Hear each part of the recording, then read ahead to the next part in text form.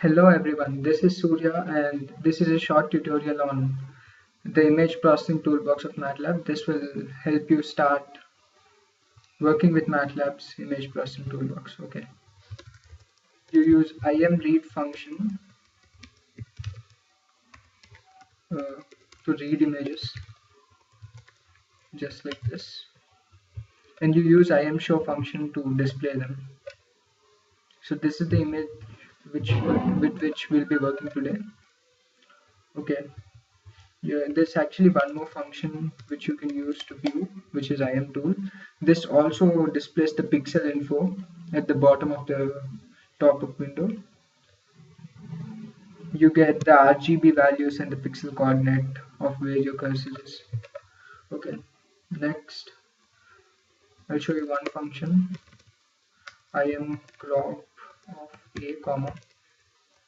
You need to enter x1, y1, and x2, y2, and 100, 100, 300, 300.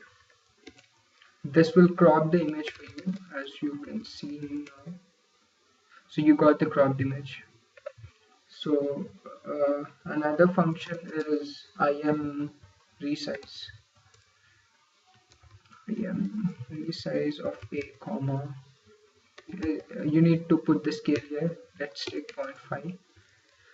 Let's see, and you can see the picture has been scaled down.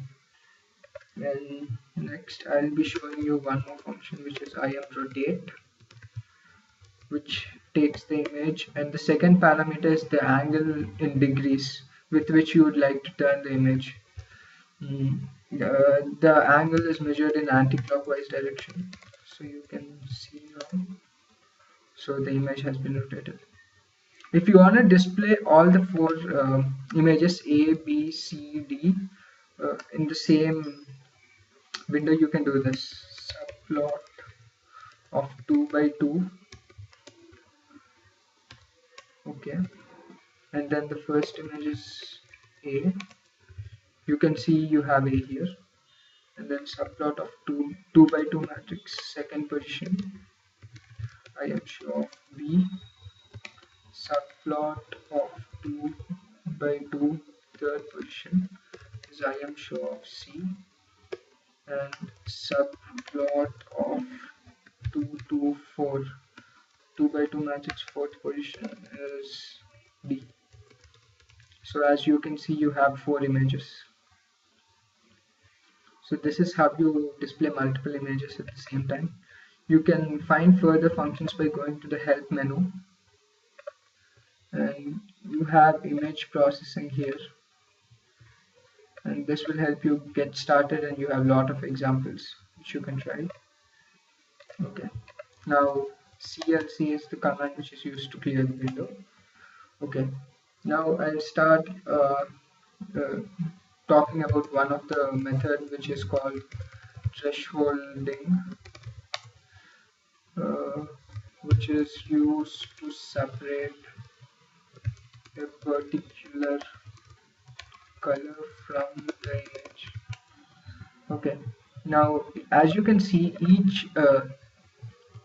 each image is made up of 3 dimensions: the length, the width, and the third dimension, the length, the width, and RGB values, which is the third dimension. So you can look at the second. Okay, we'll be working with this image now. You can look at the red component of the image by doing this. You can see this part is bright, this part is more white, it has more pixel value. That is because this has more red. And you can do this. Now this doesn't have blue, so that is black, and these parts were blue, so they have become white now. So RG, and this is the third dimension. Okay, now let us start working with this. Let us take red equal to A is to 1, and blue equal to A of 2, and green equal equal to a of s2 is 2 3. Yeah, this should be fine. Okay, now I'll tell you about a new function, matrix equal to im pixel of a. So what this does is it opens a pop-up window and you can actually select points on this image, and whichever point you select is those pixel values, the RGB values at that particular pixel are stored in your matrix variable. So I'll try to filter this heart shape out. So I'll just be selecting this, and you can end up by double pressing a point, and yeah, so you can see here that I have the matrix variable here, and these are the values of each pixel. So if I want to separate out this color, I'll do this. So equal to red is in the range, it's more in the range 147. Okay, red is always greater than 147, and blue is less than 10, and green, okay, just a second, and green is also less than 10. Now you can see this image by that the object has been filtered out.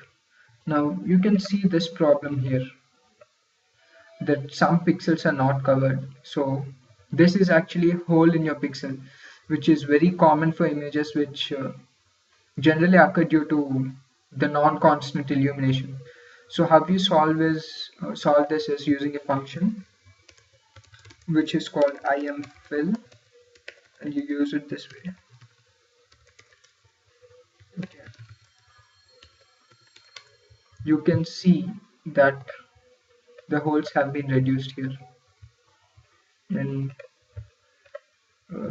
but still you can see there are still problems with this. The corners are not so neat. So what you can do is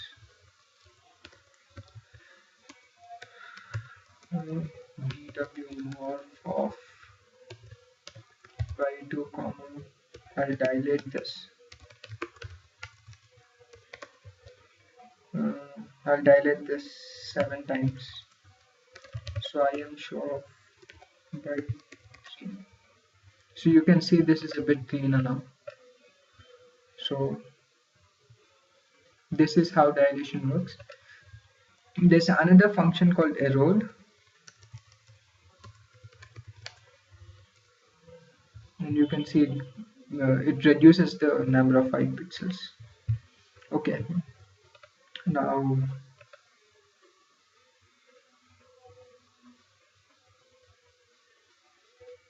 let us go into something. If you now in an image you can highlight some particular positions, but how do you get the properties of all these regions? That's using the function